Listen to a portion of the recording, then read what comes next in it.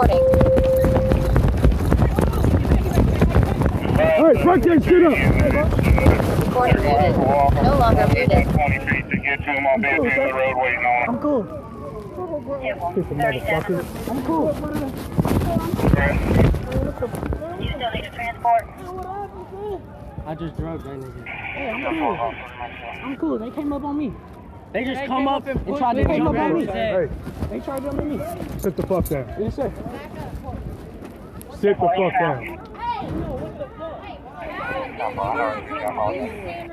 come and jump my homeboy. My dad's Ron Richard. Look, call him. I'm I'm calling my dad. You're good, just chill. That's some bullshit. Unit number What was that on, bro? 102. What was that on? Get the fuck out of here with that Hey, shit. shut the fuck It up. was on nothing. Just pisses me off. They come and jump my homeboy. 184 to 102. Yeah, I just got jumped and I whooped this dude's ass too. And I got cops on me. One slammed my face in the fucking concrete. Right here.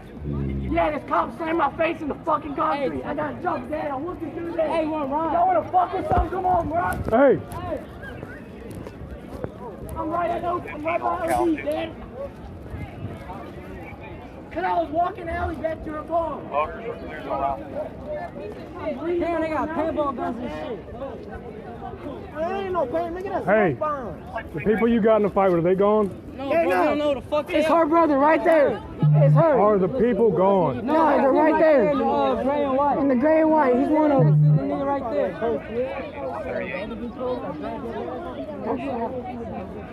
Oh, Hey. we fucking good. Hey, I'm right by OB's. you need an ambulance. What do you mean, bro? You just slammed my face Do in you the need fucking an concrete. ambulance? No, oh my dad, he's coming.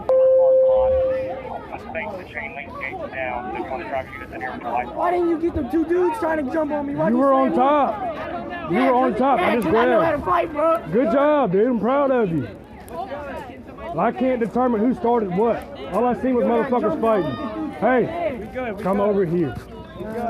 Dad.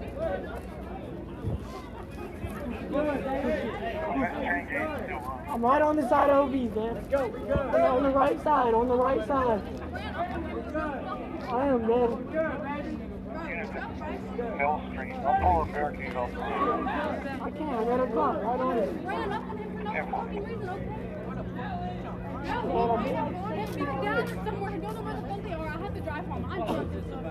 You have something to do with it. Yes, Yeah, I he slammed his fucking face on the ground. Okay, what does it have to do with me? My fucking dad and my brother. Fuck, they came over here. I don't know. 138. They don't know that. No, hold on. They don't Hey. Brother won't see me one-on-one. Get his fucking ass up. Because he just did, too. Listen, I don't know. Calm down. It's okay. You're fine. I don't want to have to put you in handcuffs, Steve. You put me in handcuffs, bro? Calm down, bro. Hey, Why didn't y'all just go get the two dudes that just You were jumped? on top. I grabbed you, took you off of him. That's it. He put me to the ground. Thank you, sir. You were on top of him. Thank you. you're okay. You're okay. Where's your dad? He's on his way. Why? I know. Yes, sir. He's coming. Yes, That sir. dude has something to do with it. It's them, I swear to God. They fucking jumped. He got something to do with it. He just got out of jail. He raped his daughter, too. And he's on He need to get fucking his drugs. bitch ass back in jail. Yeah. Hey, No, come back. Wait for shut my the back. fuck up. Stop. Stop, dude. It's just gonna make it worse. We had a fight break out right here. I pulled him off. Threw him. 22. Apparently he was getting jumped. No, bro, two niggas ran up on me. Ryan and 15 on the west side of Ryan. We got a female down, probably having a panic attack. So. Y'all good? You need a Canadian. No, good. He stayed right in the ground. Who did? Because you were fighting in the middle of a fucking parking dudes lot. on I top of understand, but we don't understand what's going on, so we gotta pull y'all apart, They alright? just started hitting his ass I with two back understand. up. I understand. Yeah, boy, it's all the You need a same, isn't Canadian. it? You need a Canadian. I already asked him that. He didn't answer. Where do you need somebody to be? Want your bag? Alright. What you walking away? That's Hey, him right there. stop, Back dude. parking lot. Your lights, just pull your head up here. That's Your him in lights the black on it. hoodie walking Might away. use your PA a little bit. Shots fired. Danger 15. Shots fired. Motherfucker. 515 shots fired.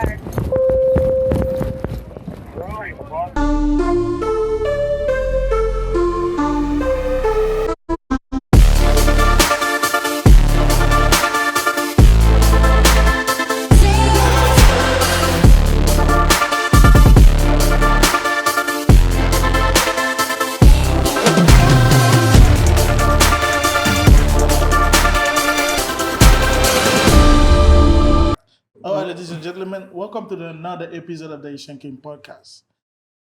This podcast is, in the sense, like when we started, is special to us. It's like for people in the community that come in, they got something going on, or social justice, or like police brutality, and all kind of situation. And today, we got a very serious issue to talk about. And this guest, we had it before, and he don't need no introduction.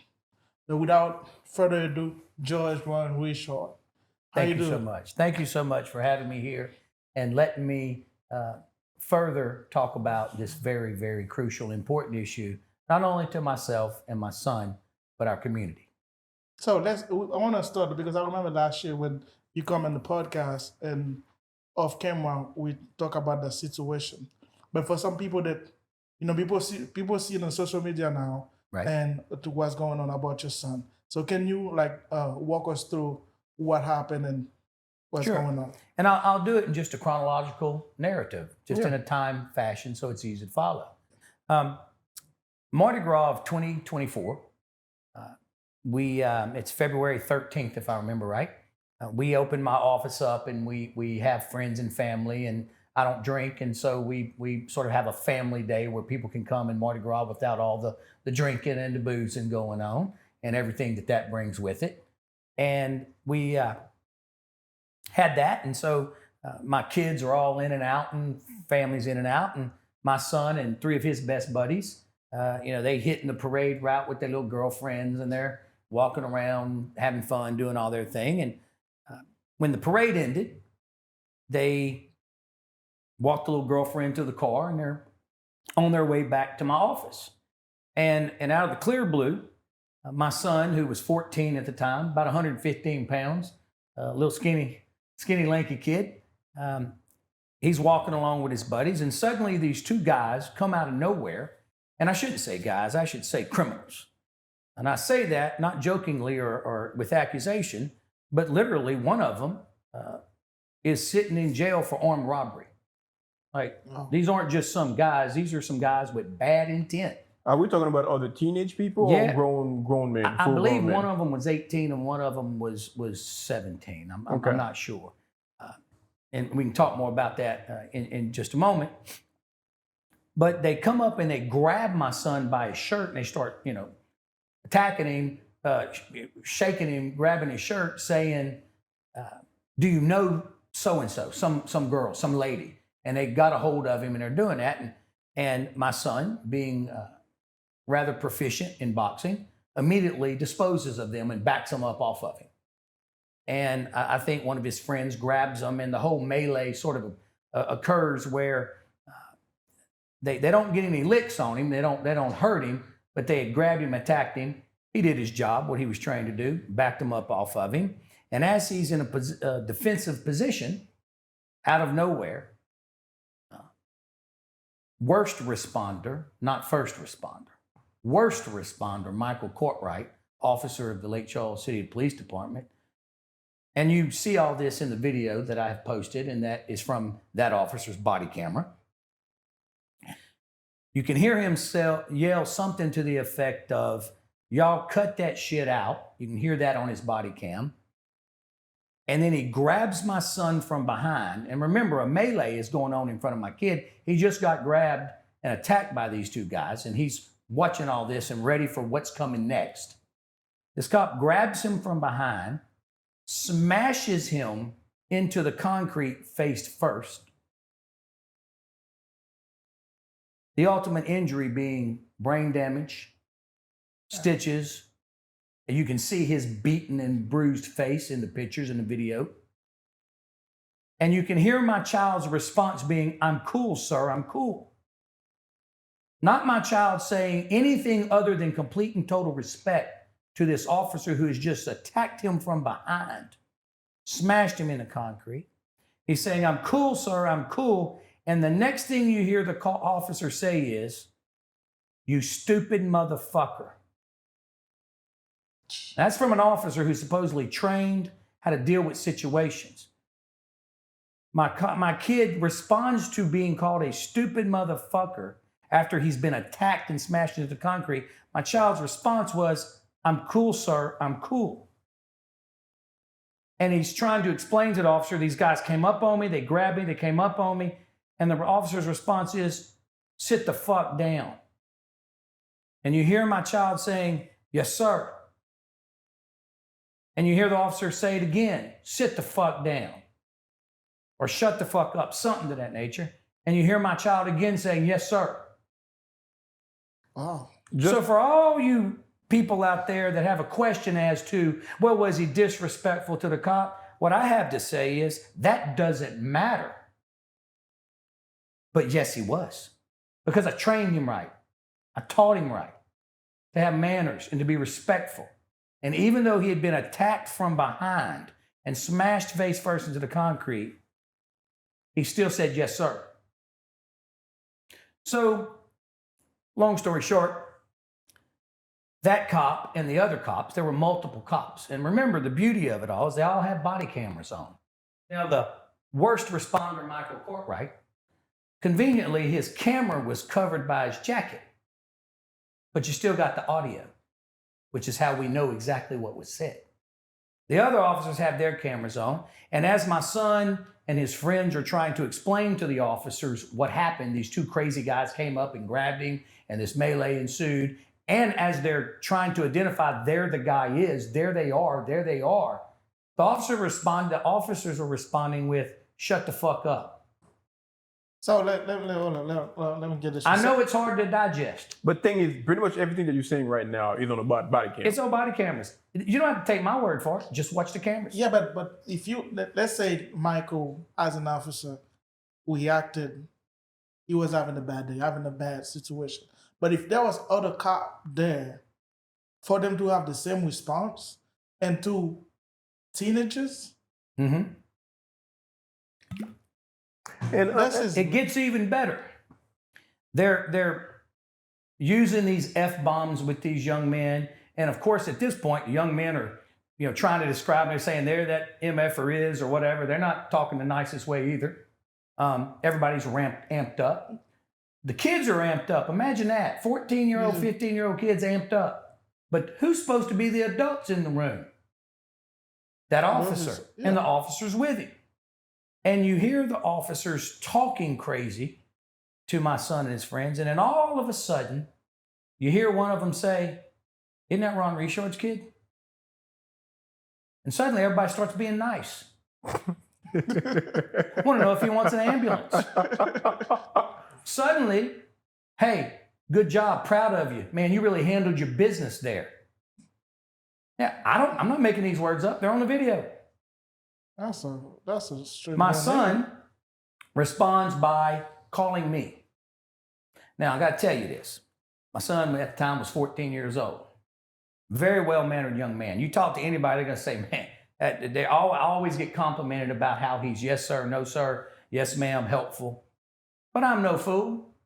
I know my kid's cussing like a sailor when it's him and his friends by themselves. Oh, yeah. And any dad that thinks their kid isn't acting up like that they just in dreamland. Okay? Yeah, that's true. My kid's dropping, I know he is, dropping F-bombs and everything else. Heck, I've had daughters that I thought didn't cuss, and I was just being naive. Hey, dropping F-bombs too. All right? That's kids, man. Yeah, they all do it. I was raised Pentecostal, for goodness sake. Grew up in church, and I was still cussing when my mama wasn't around. All right? So anyhow, but I had never, in 14 years of his life, never heard my kid curse in front of me. Because he knows there'd have been a problem. He'd have been in trouble for it. My phone rings. I'm at my office. It's him. And he doesn't sound like my son. He sounds like a wounded animal. Okay? And he's cussing like a sailor. Dad, these MFers came up and grabbed me, and I had to smoke them, or I had to get them off me, or something to that effect. And then this effing cop comes up and smashes my effing face into concrete. This is just moments after it happened. So I don't want to hear anybody talking about how some story got concocted later. No, this is on the body cam in front of everybody. He's calling me cuss, and I can hear the complete panic in his voice. And so anybody who wants to question what went down, I want you to think about you getting that phone call, Dad, Mom, from your child in a panic standing right next to his attacker as he's telling me what happened. And my response is, of course, I'm on my way, son. Keep that phone on. Don't you hang that phone up. And why did I say, don't hang that phone up? All I can think of is what's going to happen next. What other damage is going to happen? What other vicious attack is going to happen? I said, son, you stay on that phone. Don't hang that phone up. And I got there as quickly as I could. And my rival's on camera. You can see it all. I walk up. My son's bruised, bleeding, smashed up. You see the pictures. Had to have stitches and everything else to put his face back together. And he's telling me what happened. These guys came up and they attacked me and they grabbed me and I had to get them off me. And he smashed my face in the concrete. And of course, his friends are all going, that cop, he smashed Cola and this is what happened. And they're telling me exactly what happened. Once again, this isn't after they had 10 days to concoct a story. This is right there on site, immediately, minutes after it happened. I look at the cop and I say, you did this to my boy? And he's like, kind of head down. I came up, there was a fight, and then I grabbed him and I placed him on the ground. Well, placing someone on the ground, that sounds kind of nice and easy and friendly, huh? Yeah. Kind of like the way when you kneel in church and you kneel down, it's nice and easy, right? Yeah. I don't know how the pictures y'all see, I've the seen 'em. injuries we witnessed. Y'all tell me, fellas, does that look like somebody got placed? No. No, and also you was telling us off camera the list of injuries, all concussion, like the after the fact. So, in addition to his face being all bashed up, the stitches having to be done, the result is that I handle the situation there and I tell the cops, I'll deal with you later. And I say, I'm taking my kid to the emergency room right now, taking him to the hospital. So we do. And of course, we get there and it's all the injuries I just told you. And of course, the doctor says he's got a concussion. He's concussed. I knew that off the bat. You don't get your face smashed into the concrete and not get a concussion. It's almost a given that's happening. Yeah. And I had hoped, talking about the injuries, I had hoped that we were talking about these facial injuries are going to heal, and in 3 or 4 months, the concussion's going to go away. And look, look, as a lawyer, I've handled a lot of brain injury cases. I know how it goes. I'll tell you right now, when I was 17 years old, I got attacked by 15 guys with brass knuckles and lead pipes. And I sustained a head injury, a serious one. I got 9 fake teeth in my head from that fight. And it was me against 15 guys. And y'all think I'm little now. I was really little then, okay? Once again, you got to laugh about this stuff a little bit, or the anger and the fury will eat you up. And so I know what can happen. And I was just praying that this concussion, and in 3 or 4 months, it's all going to go away. And of course, the initial effect is you got the headaches, the fog, what they call the brain fog. He's walking down a hall at school and ends up on the other side of the building and don't even know how he got there. Headaches so bad that you have to go to school and tell them all about what happened and how if the headaches start, I'm going to have to come get him, or he's going to have to be allowed to go out of class and see if an hour or so of just laying in quiet darkness will help. Unfortunately, the face healed up. Only every once in a while can you kind of really tell the things on the face, but months go by, and these problems won't go away. And I'm very fortunate that we have in Lake Charles some incredibly good head doctors. Dr. Ershawn Chaudhry is a neurochiropractor.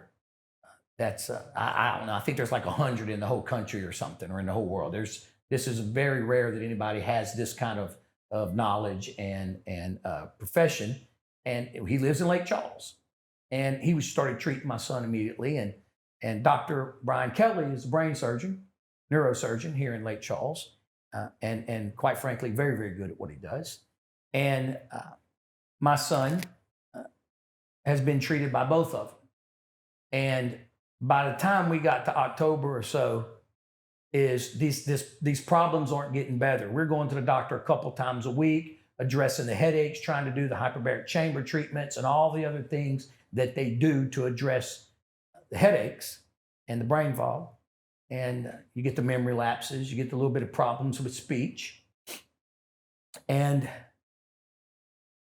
we do the brain mapping and we do the brain MRIs, at which time the doctors sit me and my son down to advise us that he has sustained a permanent brain injury.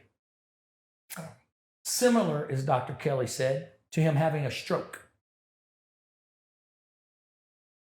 And hopefully with his age, maybe it's not as bad when it happens to him as opposed when it happens to a 55-year-old man. But it's permanent. And there's no medicine for it. When the headaches get so bad that he can't function and he's throwing up from the headaches, there are medicines he can take. But of course, once again, like the doctor says, they turn you into a zombie. You're not functional. So it's one of the things that you don't do those things unless you flat out have to that day. And my son wanted to go into the military. He wanted to go into the JAG Corps. He wanted to be a lawyer in the military. That's what the JAG Corps is. And then ultimately come back and take over, my job at the law firm and carry forward what I've built. And he sadly has had to been told, that's not happening, son. So you basically telling me those injuries hinders him from being able to do all that?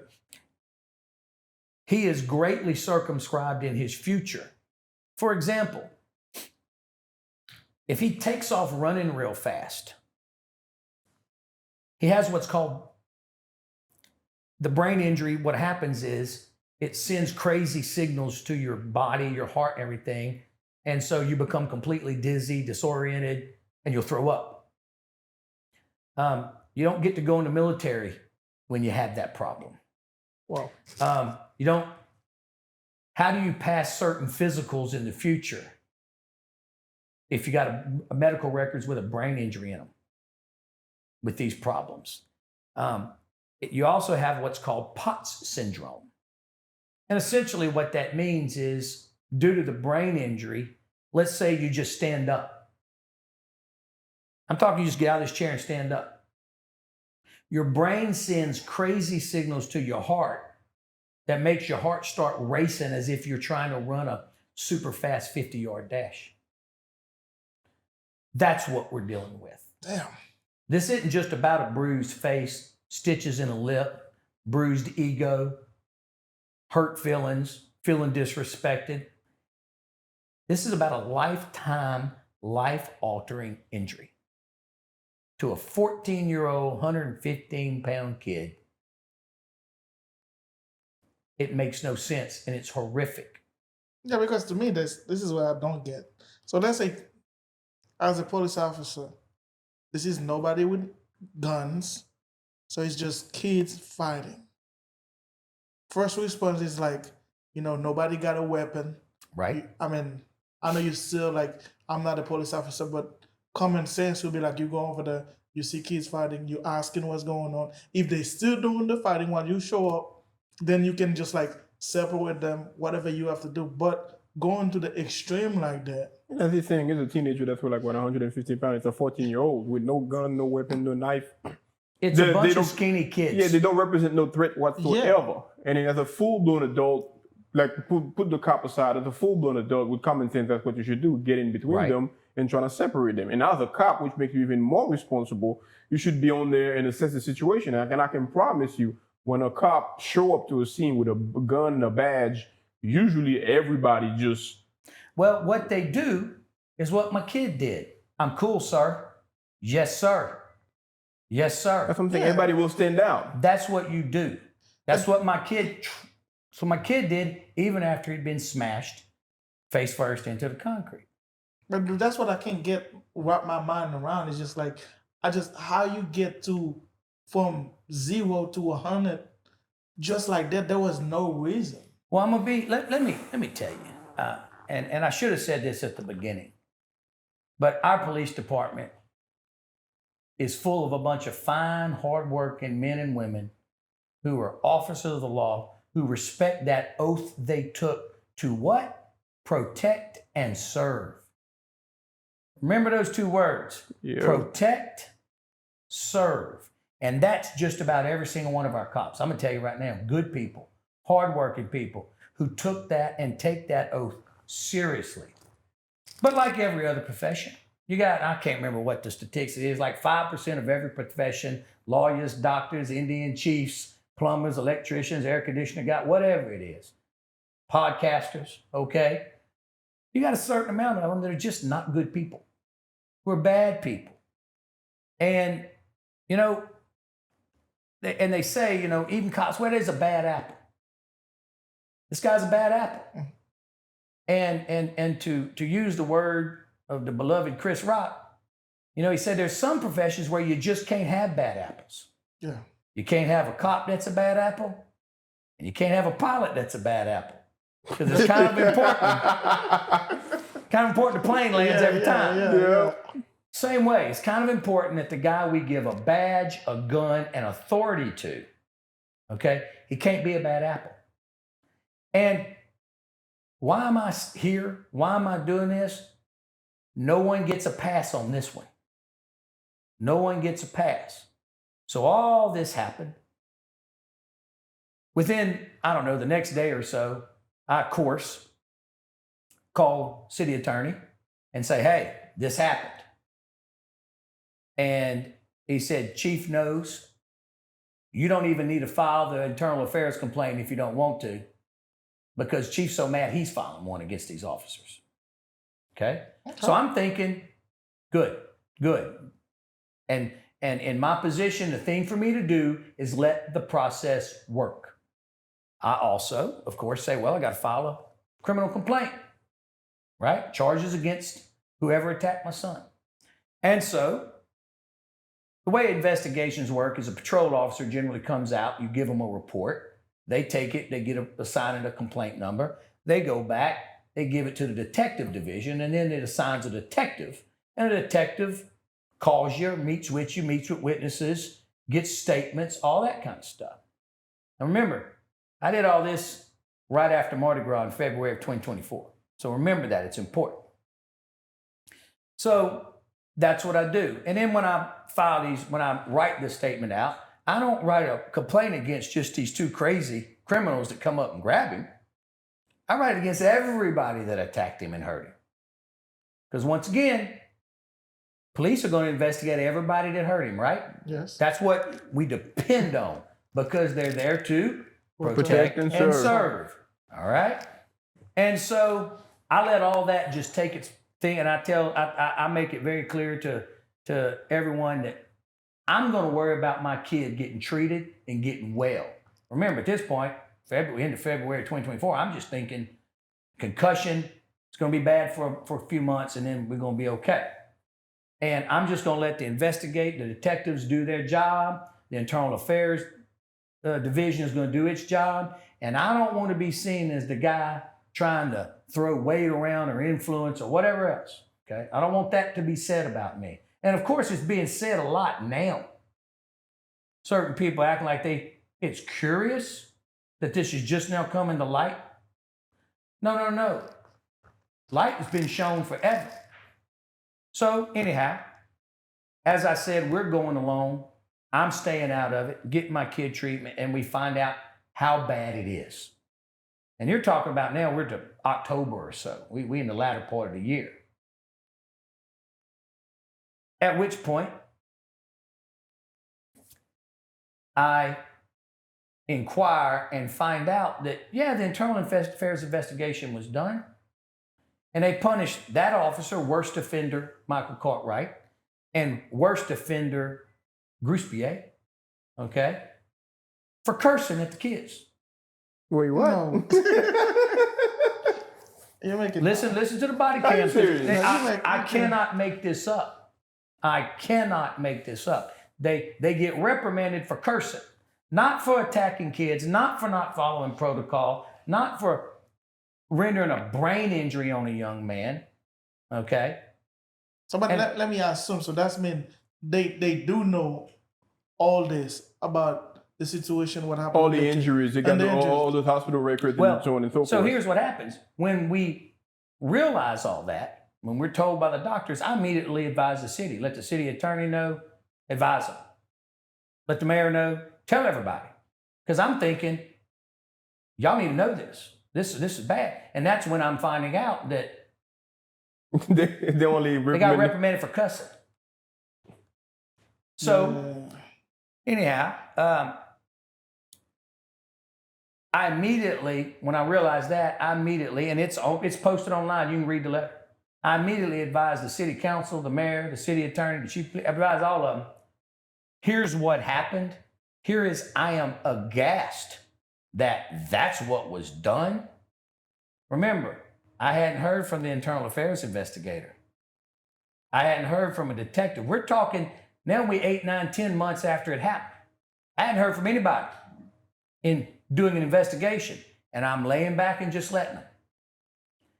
And I get a call, probably about 7:15 in the morning.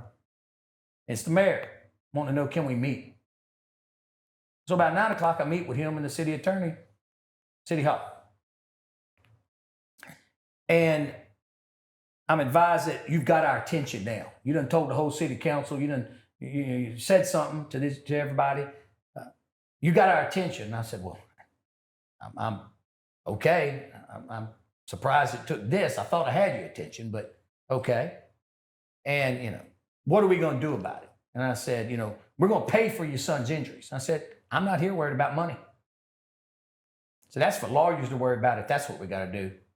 And although I'm a lawyer, I'm not involved in this situation, this podcast, or anything else as a lawyer.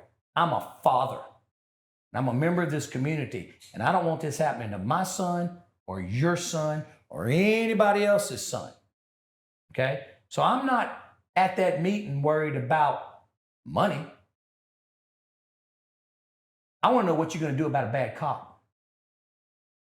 Now, I know the mayor has said, won't be bullied into firing officers because somebody in a position of influence or whatever it was he said wants them to. I said, get rid of the bad cop. I don't want money. I don't need a public mess of this. I need you to do a proper investigation and terminate a bad cop. The mayor's response was, well, can't do that. The civil service, he'll file a civil service complaint appeal. I said, good. I'll be at that civil service hearing, definitely. I'd love for him to terminate the cop and then the cop file an appeal and then the cop have to publicly in a civil service commission explain himself. Perfect. Mayor said, well, I can't terminate him. I said, well, are you the boss of the police or are you not? You're the mayor. You appoint the chief of police. The council has to approve him. And he works for you. Well, yeah, I am. I said, well, then do it. Let him file an appeal. And the mayor says, well, I thought we could come to an understanding. I said, well, y'all, said internal affairs complaint, obviously, the investigation was not done very well. I said, heck, I hadn't heard from anybody on the criminal complaint that was filed. And that's when the mayor and the city attorney tell me, what criminal complaint? They didn't even know that a criminal complaint had been filed. Now you're talking, we're in the end of October, November, 10 months later. And I said, well, fellas, the criminal complaint I filed shortly after this happened back in February. They had no clue. And the mayor said, well, I'd hope we'd come to an understanding. I said, well, I don't know what kind of understanding you're talking about. My understanding is, and he's like, oh, I know you're upset it happened to your son. Yeah, I'm upset it happened to my son. But look, the Lord has blessed me, okay? I have the ability and the resources to take care of my son if I flat out got to, all right? Got him to good doctors, working on trying to manage this however we can manage it under modern science, medicine. But what about the single mom that works at Market Basket as a cashier and it happens to her kid? What about her? What about the plumber's son, electrician's son, the janitor's son?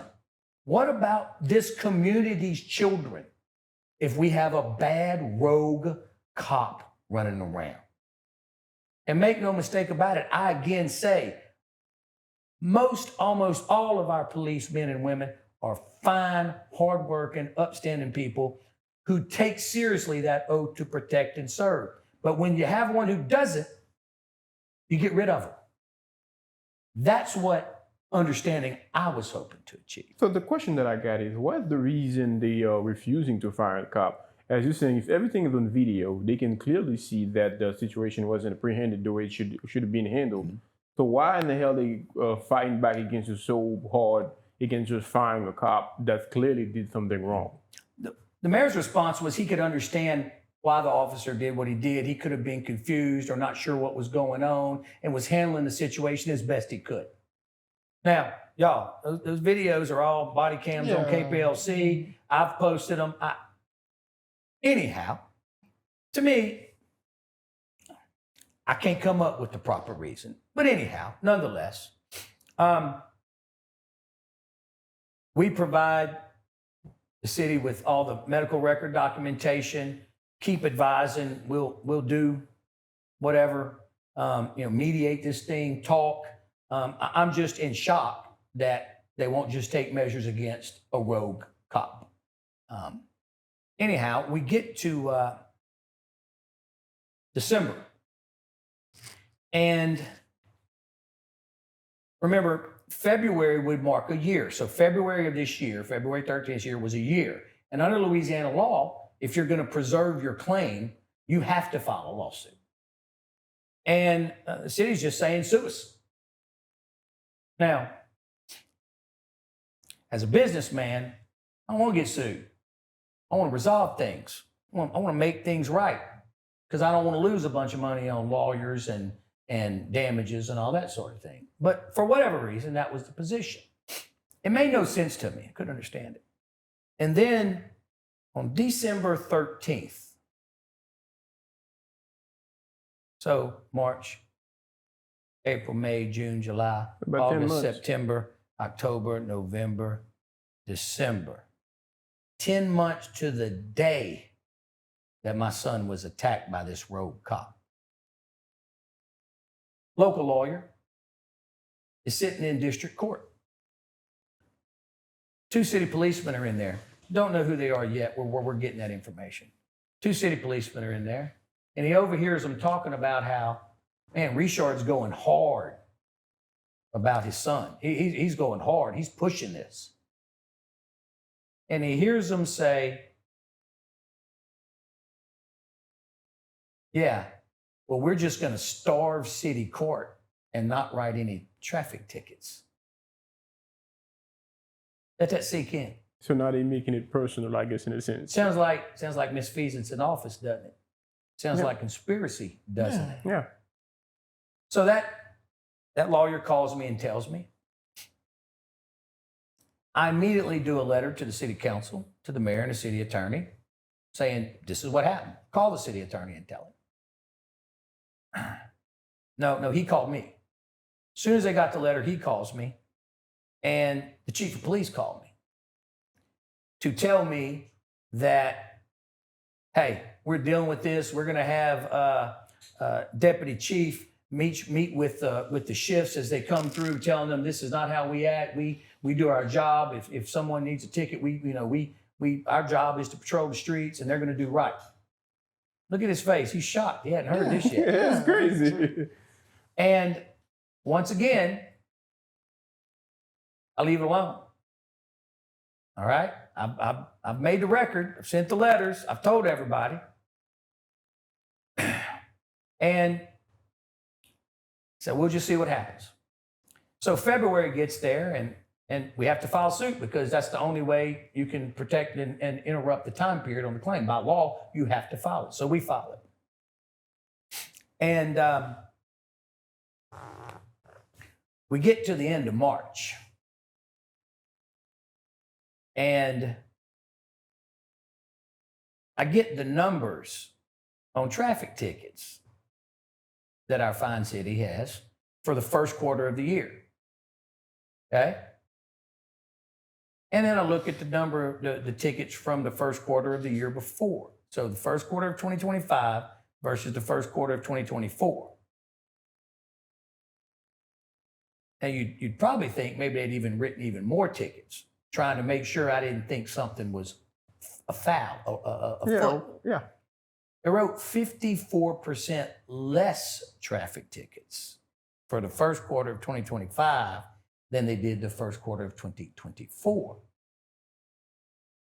Now, of course, I say, my God, they're actually carrying through. And once again, this isn't the police department. This is a couple of rogue cops. All right? This is not our police force. This is a couple of rogue cops and a chief that doesn't have control of his troop, apparently. Yeah. All right? And so I immediately send a letter to the mayor, the city attorney, chief of police, and city council. That was first week or so of April. I have not heard back. Sitting here today. But like I said, one thing I don't quite understand, and as a parent, or any parent whatsoever, if your child is abused or taken advantage of, that's gonna irate you. That's gonna make you mad. That's gonna make you want to stand for it. But in a sense, that's what you're doing. So I don't get why they fighting back against it so desperately. Well, I'll tell you even a little more.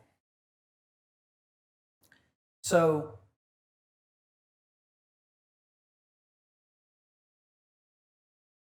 I can't explain why they wouldn't. I've got a lot of cops that are friends, cops I've represented, some I represent now,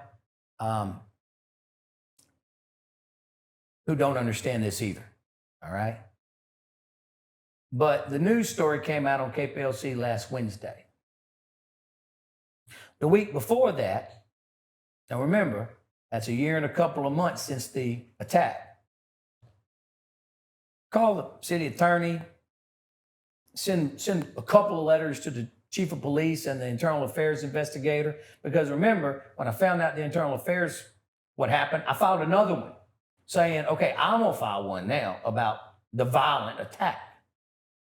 But as of a couple of weeks ago, hadn't heard anything. So I'm sending letters saying, hey, can I have an update? Someone tell me something. And I do this in writing, so it can't be argued that I didn't do it.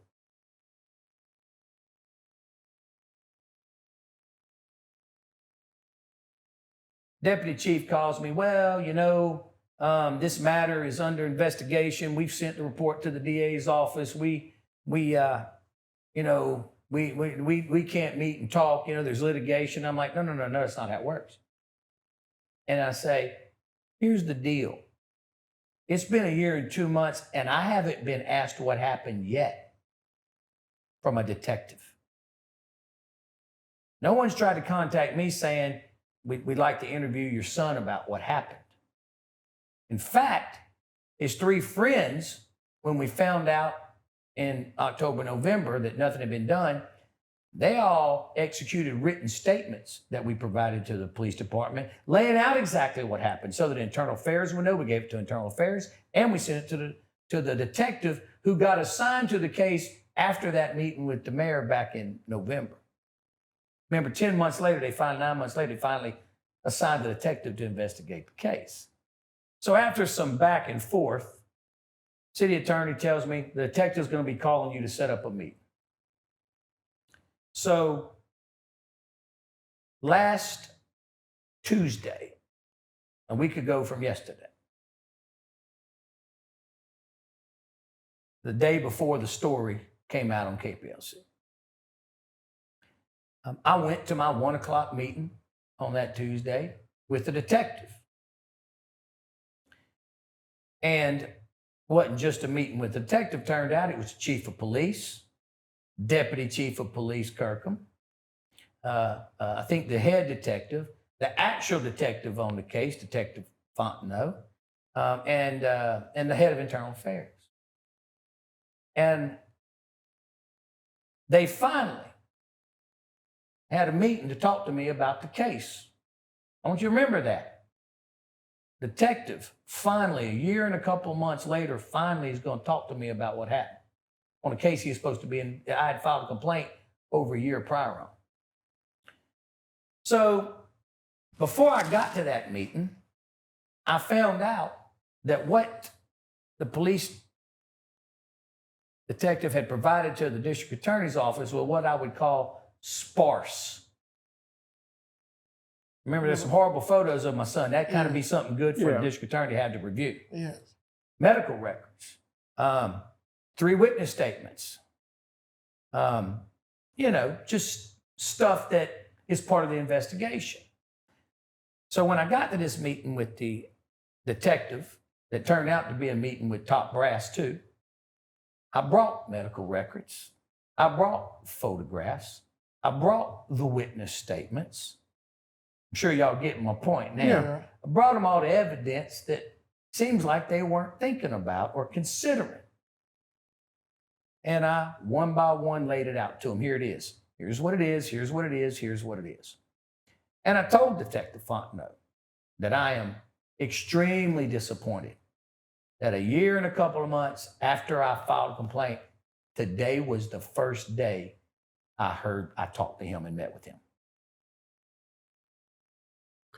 Shocking, isn't it? Yeah, But interestingly enough, I'm going to tell you what, the thing that baffles me the most is a lot of people within this community know who you are, right? Right. And then they understand that, I guess you mentioned with brother, you may want to say the quote unquote power that you have.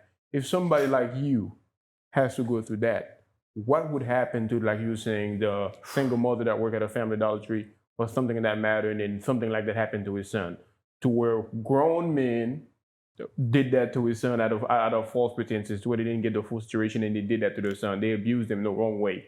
So if you gotta jump through all these hoops to get justice served, and it's not like you're asking for $1 million or anything that crazy or that extreme, and you gotta jump through all these hoops. What would happen to a regular civilian who doesn't have the cachet that you do? So how do we know it never been happened before? Yeah, that's what I'm saying. How many times you know that happened and then they just sweep it under the rug and then they keep it pushing? And I'm going to tell you that. So at the end of that meeting, and everybody was very, very quiet. The detectives, the officers, the chief and them didn't want to say too much. Sure, it was recorded. We've already, asked for that. The chief's response at the end was, "We didn't know you wanted us to investigate the cop, Officer Cartwright." And of course, my response to that was, well, 2 criminal complaints were filed, 2 internal affairs complaints were filed, a lawsuit's been filed. How in the world could you not know? Yeah, And so this is what he told me last Tuesday. He said, well, we're opening an investigation into that officer now. Now, after a year and a half, after you submitted all those evidence, basically a year and a few months later, that's when you're finally taking it seriously. And you have to jump to all these hoops. And then you are somebody that understands the system better than most. Now, so you ask, man, Ron, you went scorched earth policy that Wednesday. You went and did a TV interview and you gave all these documents and stuff to the television station. Let me tell you why. Because of my position, I've tried. Let me tell you what. You better be able to hold on to God's unchanging hand when a situation like this happens to your blood. Mm-hmm. Because if you don't have Him, and I die daily in my sin, I fall short of the glory of God daily, but I got God. And I got His unchanging hand that I cling to. And so I've been able to try to do this the right way and not be what most dads might do and be in such a situation. But the Thursday before my meeting with the police department, before this news story broke, and this is a regular occurrence. You have to understand this with my child.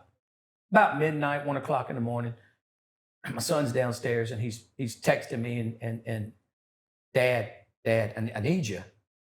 The headache's so bad, I'm throwing up. And I go down and I got to bring that medicine that, basically takes him out of commission. And he's cleaning his face off from throwing up.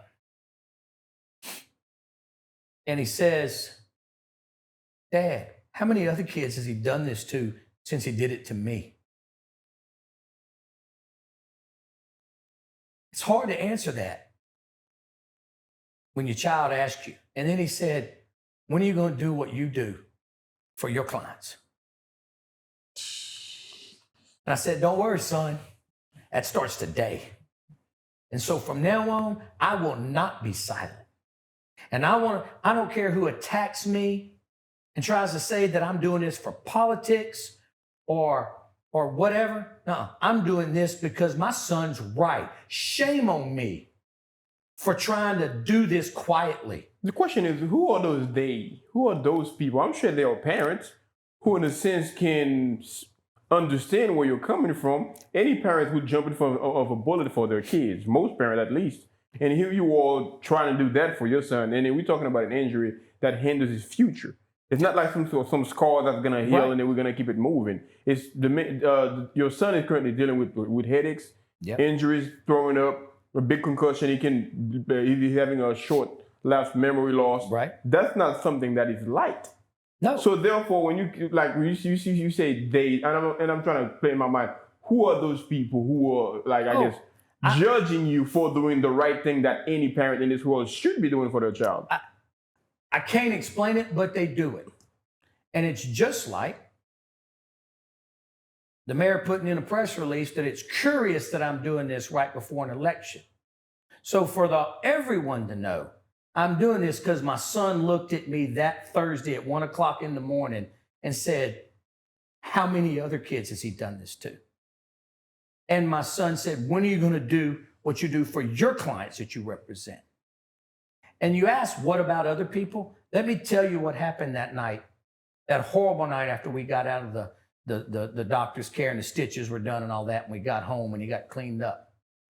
And my son and his 3 friends were all sitting there. And it's 3 young men, two white kids and 1 black kid. And I won't say the names because they're kids, but my son's just sitting there and they're saying, man, that really just happened. I mean, they're in shock. And my son's concussed and he's kind of like in a haze or daze. A little bit out of it, yeah. And he looks at his buddy, the black kid, and he says his name, and he goes, thank God it happened to me because they'd have probably killed you. And that is reality right there. And that is reality right there. And it's one of those things, a lot of times, certain conversations, we tend to avoid them because they make certain people uncomfortable. It is uncomfortable. And not to play the race card. And your son is right. Yeah. And anybody in America, whether they want to admit it to themselves or not, black, white, purple, or green, they know he's right. If it is a reality and something I preach to clients, young black men who get in some criminal trouble. Don't invite that police interaction. Don't do things that invite that because I hate it. But the reality is it might be a little worse for them than it's going to be to a white kid. I don't like that. That's an uncomfortable conversation. I want to think I live in an America where that's not true. And I've been blessed that both in political life and in business, professional life, I've been able to cross racial boundaries and have support throughout my community. But that's still a reality. And I'm not naive enough to not believe that. I was naive enough to think that the city would address this in an appropriate manner. I was naive, and shame on me for that. And shame on me for having to answer my son that Thursday morning at about 1 o'clock in the morning. But I tell you what, as Lord Mansfield said in his judgment to abolish slavery back in 1780, whatever, in England, and they said, oh, this is going to crash the economy. This is going to be bad for our country. His response was, let justice prevail, though the heavens may fall, and I will not be quiet. To me, what baffles me the most is just like, okay, let's say, for instance, this happened. The situation happened, the cop was wrong. I know the cop got the tendency when they wrong, so to double down. Right. So this happened. But then, okay, the city that the chief knows about it, what is going to cause them to just fire this cop?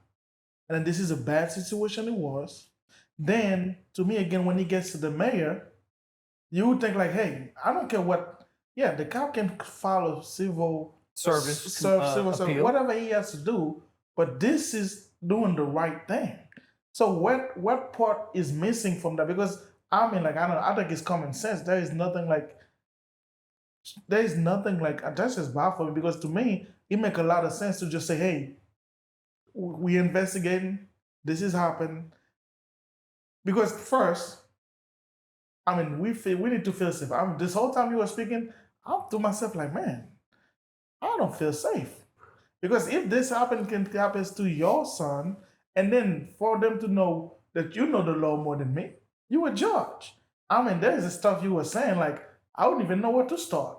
So then, for them to know that, and just first thing to do is just like, okay, man, you know we fucked up.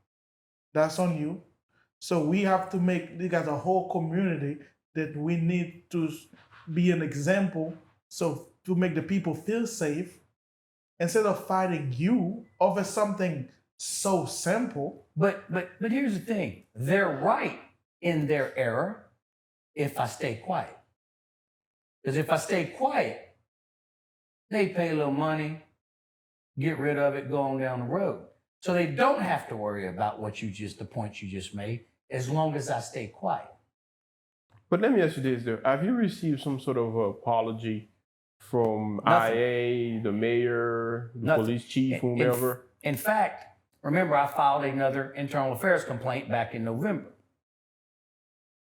Tuesday, I met with the detectives, and they told me they didn't want to discuss the internal affairs complaint. I said, that's fine. I'm here to talk about the criminal complaint, and what are y'all doing?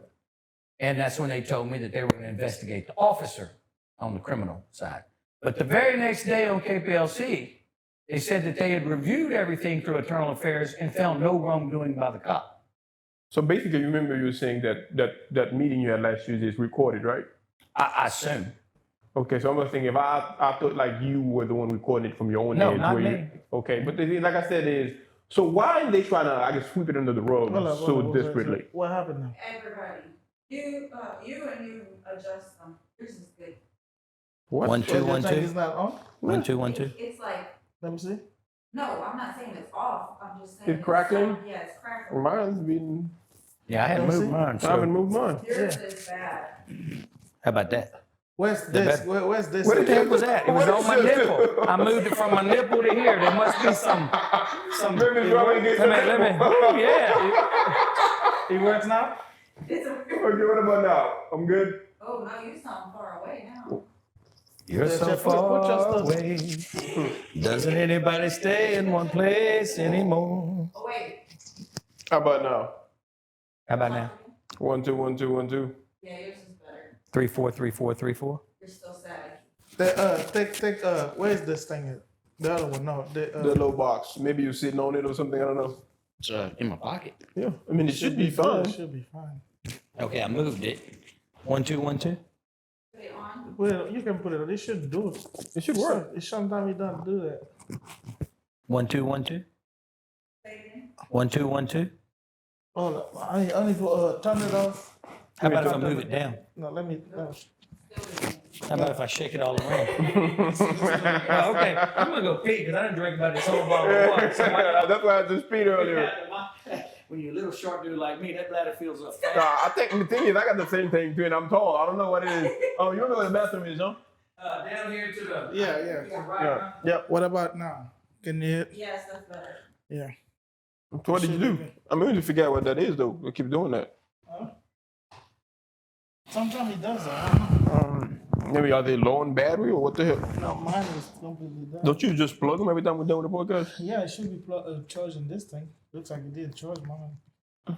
But I gotta shit, feel man, that's over- crazy, dude. That is crazy. That is mind blowing, especially if everything's on video. But that's one thing if it's not on video, to where you're like, okay, you don't have no calls because what you're talking about, we don't know what you're talking about. But when you got those medical records, you can see it on video, and then you can hear those medical records saying, okay, that man gonna carry that injury for the rest of his life. That's something you gotta take seriously. Right there, the injury by itself. Yeah, that injury by itself. It's not like it's like a couple of bruises that heals up and then everybody moves on. That's a whole fucking lawsuit. Yeah. For him causing But that. to me, I just don't get this part that's always getting me. It's just like, why go into all the? Yeah, I mean, when it's real simple. Yeah, It yeah. makes you think that the cop has some something on them. Yeah. And you know what's funny? What's interesting though about it? Well, I was thinking about that guy. What's his name? That guy keep on they put that knee on his neck or Oh, whatever. yeah. And I want, yeah, Chauvin? Floyd, whatever his name is. I wonder, would that case ever been solved if it wasn't such a big deal to where, like, whether it was on the mainstream media to where everybody had an opinion about it?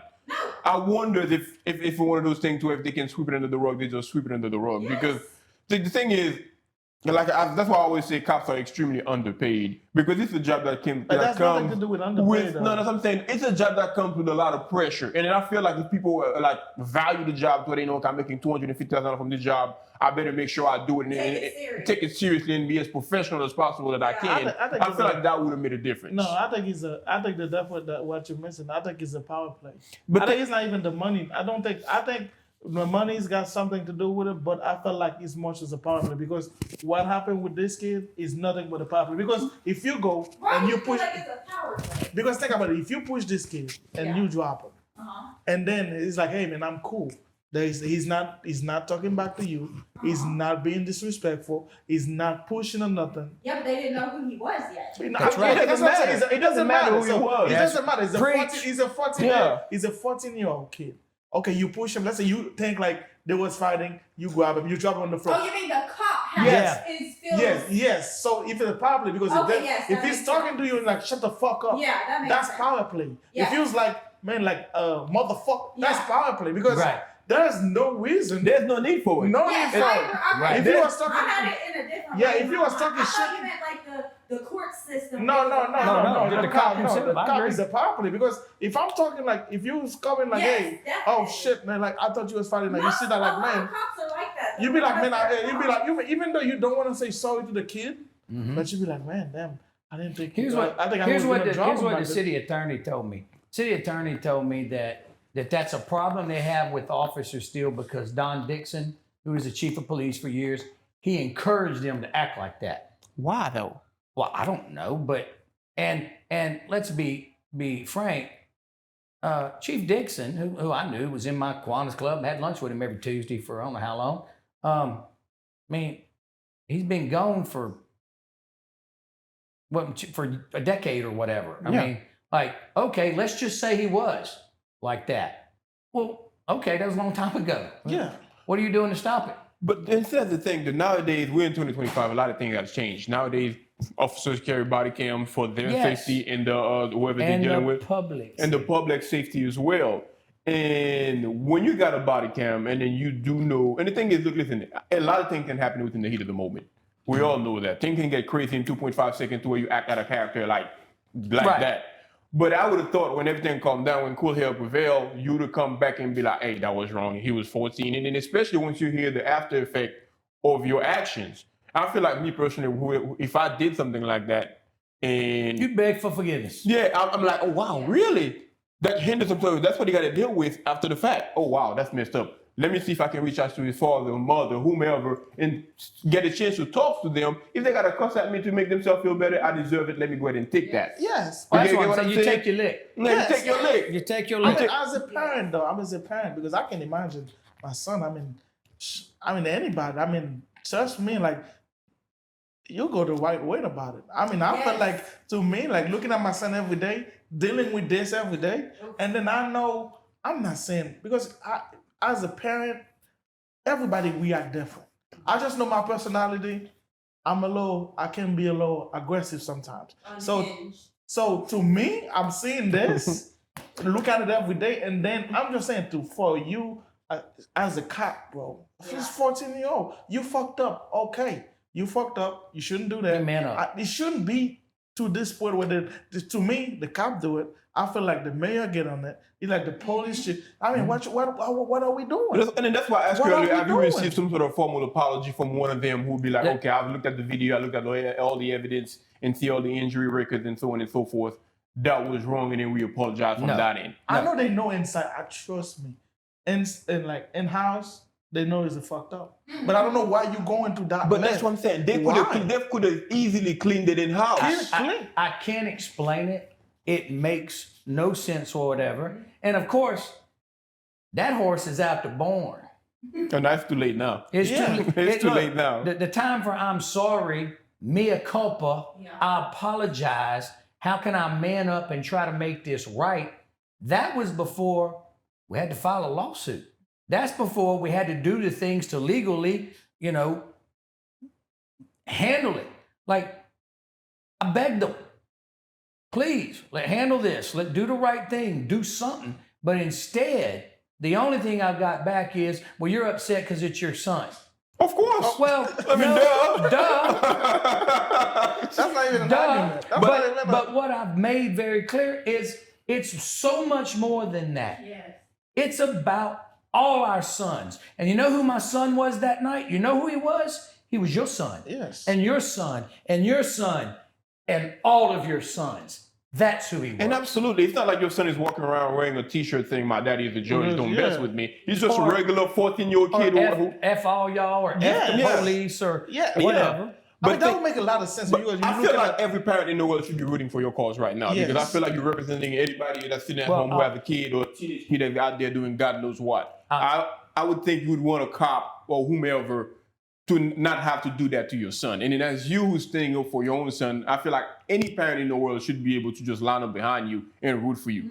I tell you what, you couldn't be more right. It really is that simple, that all of us should be thinking, once again, as I've said, our police are by and large, and for majority is great people that take their oath seriously. But every parent should be like, I don't want a road cop. Yeah, and if you got one, we're not circling the wagons. We saying you got to leave. I'm gonna tell you what, the week before my story broke, Sheriff's Department fired a deputy and arrested him and charged him with the crime. Several other police departments around here, same thing. So I'm gonna tell you right now, the sheriff don't play. You can go back and look over the history. They've charged plenty of deputies who got out of line. Why? Well, first of all, the sheriff's elected. Yeah. So he gets called to task every 4 years if he doesn't do it right. But because he runs it right, he understands what you were talking about earlier, that the public perception of safety when dealing with an officer is super important. It is. Yeah. Officer safety, when they're dealing with the public, needs to have people comfortable with them so they're not reacting in aggressive and bad manners towards the police. If the police come to you and you're certain that they're trying to do the right thing, you're going to have a different demeanor and a different way of behaving with them. But if you think all cops are running up and smashing 14-year-olds' faces into concrete, you're going to be way less cooperative with the policeman. Yeah, you'd be more hostile because you're going to be like, okay, that guy might be just another guy who want to bash my face. Right. So you get what I'm saying? Yeah. Yeah. And so, once again, what I'm doing here is making sure everyone understands this isn't politics to me. This is All about right? your son. This is about our entire community. And once again, injustice anywhere allows for injustice everywhere to occur. I can see like some people will trying to like maybe like in the thought process thinking like, okay, this been happening to our kids in the community all the time. Every time we saying it, nobody say anything. Now all of a sudden, George Warren, this happened to his kid, and now he's in the front line. But that's what let's say if it can happen to him, man, who's gonna believe my son if that happened to it? That's Who's safe? Who's safe? Yeah, then? who's safe? If you're like you a pilot to this community, like you a judge. Like I'm just saying, like there is levels to it. So you're supposed to be like respected. And then even though at the time they didn't know that was your son, but man, when that happened, I mean, cut your losses, man. Just take that one to the chin and just like, hey, so you can make the community feel safe. Because if you've seen what he's doing all this, trust me, I'm sitting here listening to this, I don't feel safe. And I'm being honest because I feel like, man, if you're going through this, I don't have the resources, the knowledge, the power, you know what I mean? Everybody know you are. I mean, you're the judge in the community. If this can happen to your kids, and then for them to just do everything and the power except the right thing. They go about it the whole wrong way. I feel like it doesn't matter to do with politics. It doesn't matter a vote. A vote doesn't matter. It doesn't matter election right now. Who cares? This is a Well, I'll tell you who cares. The mayor cares, because that's what he said in his response on the news. But it's curious that this comes out a week before his Re-election against a candidate that I support. Okay, let me be very clear. I don't support anybody. I can't campaign for anybody. I can't donate money to a politician. Quite frankly, my position, that's one of the things I like about it, is used to, I was getting hit up all the time. I had to donate to everybody's campaign. It's costing me God knows how much money every year. Spending tens of thousands of dollars after. What the nice part about my position is I can't, so I don't. So it's kind of nice. This has nothing to do with some candidate, all right? This has to do with the right thing, period. But thing is, also in a political point of view, I would have thought that would be like an opportunity for him to be like, hey, look at me, this is me doing the right thing. Yes. This cop did this, and that. Okay. I thought that would be one political move. I think that would be the right political move to make. Yeah, I thought that'd be like the right thing to do, to just stand up for the community and be like, okay, we have this happened within the community. We can see that this cop misbehaved, and then now we're coming to the end. I feel like that would be like the right move to do and look good doing it. Do you think it's because you feel like if he does, all of a sudden he's Judge Ron Wishaw? Maybe that you want to do that, but still, it's not. To me, I don't care what the backlash is. This is the right thing to do. This is like being human, because if that, I guarantee you, if that happened to the mayor's son or daughter, I mean, the mayor come to the show. I don't have no problem against the mayor. But what is right is right. What is wrong is wrong. And to me, I feel like that is wrong. Because if that happened, I can hear your story. I'm watching the video. I'm watching the picture. I'm pissed off. Like, I'm like, man. Read the witness statements. They're posted. You know what I'm saying? Like, justice for Cole. Because there is nothing, yes, hey man, you fucked up. Just own it. And I felt like that could have been an easy way behind closed doors. And I'm sure all these people know you personally, from the mayor to the DA and so on and so forth. They knew you personally. I felt like there should have been an easier way or more quieter way to handle all this thing behind closed door, to where they had to, and now you got to wait a whole year later to, and now you're extremely pissed about it. Yeah. And then to where you're coming after them with everything that you got, as you should. Let me tell you, I've made one critical error that I've made in this, okay? Because you just mentioned it, or maybe you did, I can't remember. But hashtag justice for Cole. Yeah. You've seen the shirts, the billboards. I've seen the shirt, yeah. Okay, most people can't afford to have hundreds of shirts made and can't afford to have billboards up. But you know where I was wrong on that? I should have said hashtag for justice for all our kids. Hashtag justice for everyone. Because that's what hashtag justice for Cole truly means, is hashtag justice for all. Absolutely. Yeah, and like I said, in a sense, I'm rooting for you, me personally. I feel like you get to represent my own son, even though my son's not involved within it. And I feel like, okay, if your case get resolved and then they end up doing the right thing or fire the officer or whatever the case may be, in a sense, all the police officers or other people with authority gonna approach certain situations differently because they know what happened the last time that one of them made a mistake. That's how I'm looking at it. So, but okay, right now, so with all the situation now, it's way beyond. But what do you want? You would want to see? Okay, this point they fucked up. They know they fucked up. Mm-hmm. What you want, like justice to be? What you want your justice to be? Right Here's and I was asked by the reporter, and you got to understand, the television station can only put so much. They don't have so much time. They don't have a podcast where they can roll. And then it's in a perfect world, perfect outcome. What would I want? And I said, in a perfect world, I'd go back to that night and we wouldn't go to Mardi Gras. Period. Yeah. In a perfect world beyond that is God would lay his healing hand on my child and we wouldn't be dealing with this the rest of our lives. And in a perfect world, this bad cop would get his just due and be terminated. And everyone's faith in our police officers would be, and our justice system would be restored. And in a perfect world, this wouldn't happen to your kid, or your kid. That's a perfect world to me. Couldn't said it any better. Well, Judge Ron, I'm sorry this happened to your son, honestly, me personally, because everybody in here are parents, in a sense, and looking into your eyes, hearing your story, and hearing about those injuries, and like that is very, very unfortunate. But it's every day you're gonna now. It's just you can get away from this because, like, looking at this is a permanent injury. Yeah, that's an injury, and then it bring you right back to that same day. To that same, and that's not something you can escape. It's not like that was what I was saying when you were off camera. It's kind of like it's not like a bruise that heals and then all you got is the scar now and then life moves on. It's a permanent injury that hinders his future. Well, and the problem with the traumatic brain injury of this nature is that with the headaches and stuff, as you get good days and you forget. Yeah. You think you're out of the woods. Remember, the devil's a lie. And that's what he does to you. He makes you think it's okay. He makes you think it's going to be all right. And then your son